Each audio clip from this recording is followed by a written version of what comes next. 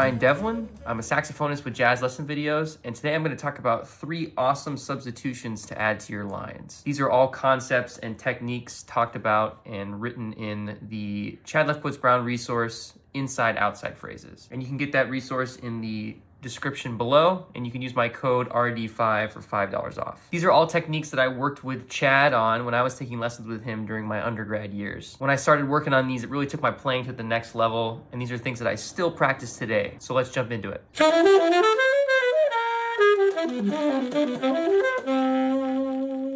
So what I just played could be simplified in thinking about substituting our dominant chord in a 2-5-1 with a tritone substitution. A tritone substitution is where we take our dominant chord and we go up 7 half steps or 4.5 steps in our scale, going up the interval of a sharp 4 or a flat 5, and we substitute that dominant chord with its tritone sub-dominant chord. So in this case, we have a 2-5-1 from our inside-outside package, E minor to A7 to D major, and over A7, we're playing E flat 7, which is its tritone substitution, or the tritone away from A is E flat. So here's the line.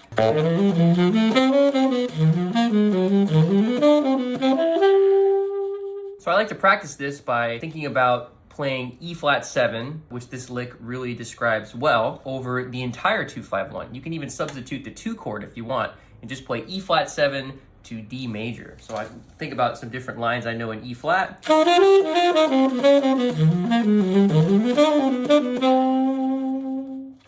I just practice thinking about playing that tritone substitution over my 2 and 5 and then resolve to my 1 chord. So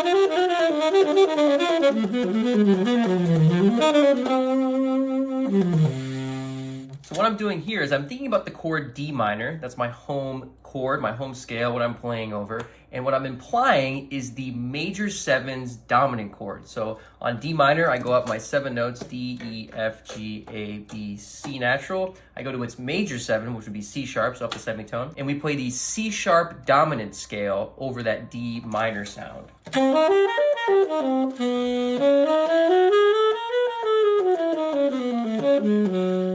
So you get all these really cool color notes that aren't in our D minor scale. A flat, which is the tritone, B flat, C sharp, E flat. All those notes are really cool colors to play over D minor. So here we have a line from our resource over D minor, implying that C sharp 7 tonality. So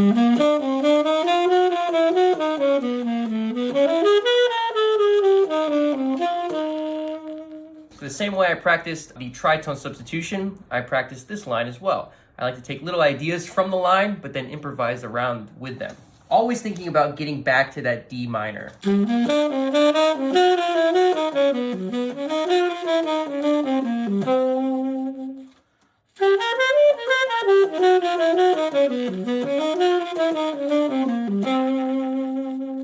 Repeat a bunch of these in a row. We have more examples in the PDF book as well. Record yourself, and the ones that you really like, write them down. Practice them a little bit every day. This will really start to add some different colors to your modal playing, your vamp playing, and also just any improvising in general, because you'll be able to hear some different notes and different colors over these minor chord vamps.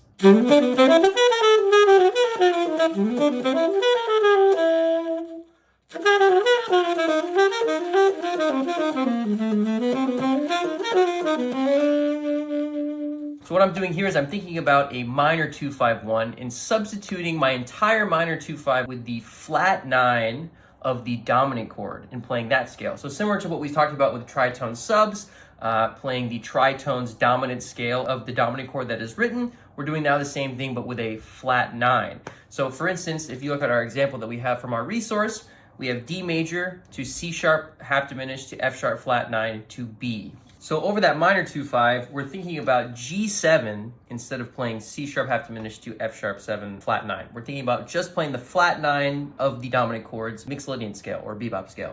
So let's check out this line.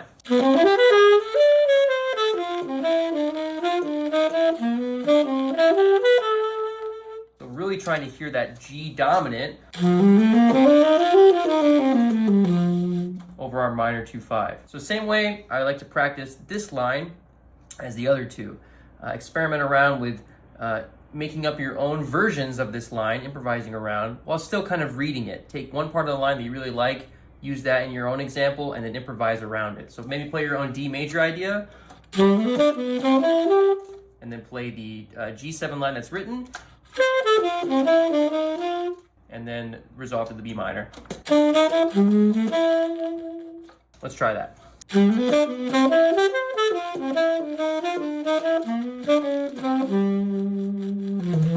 This progression comes up in a lot of standards, just like all of the progressions we've been talking about. And adding some of these techniques to your playing will really add that color that you're looking for. I hope this video showed you how I add color into my playing and how I use resources like the inside out phrases, Chad Leftwoods Brown resource, in my playing and my practice. These were techniques that I used in my development, and I still practice them every day, and I think you can add some color into your language really easily by checking out these PDFs. Make sure you subscribe, like the video, turn that bell on for notifications for when we post, and if you have any comments, questions, concerns, put them in the comment section. We'd love to hear from you guys. I'll see you guys soon. Have a good day.